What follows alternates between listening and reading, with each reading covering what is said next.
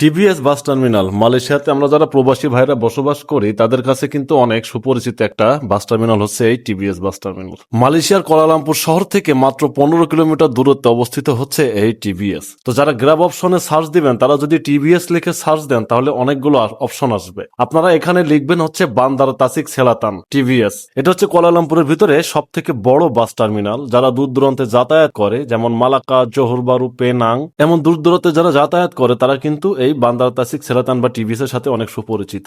দেখতে পাচ্ছেন আমি আছি এখন টিভিএস বাস টার্মিনালের ভেতরে। যারা দূর দূরান্তে যাত্রা করেন তারা হচ্ছে এই টিভিএস বাস টার্মিনালের সাথে অবশ্যই পরিচিত আছেন। তো এখানে কিছু নিয়ম কানুন আছে, অবশ্যই সেগুলো মেনে চলার চেষ্টা করবেন। 1 নম্বর হচ্ছে এখানে ধূমপান করা যাবে না। ধূমপান করলে অনেক মোটা অঙ্কের জরিমানা আপনাকে দিতে হবে কিংবা 6 মাসের জেলও হইতে পারে। তো কিছু কিছু দিক নির্দেশনা আছে, সেগুলো মেনে চলবেন। তো আপনারা যারা টিভিএস এ নামবেন আপনারা এখান থেকে চাইলে সরাসরি এলআরটি কিংবা কেটিএম স্টেশনও আসতে পারবেন।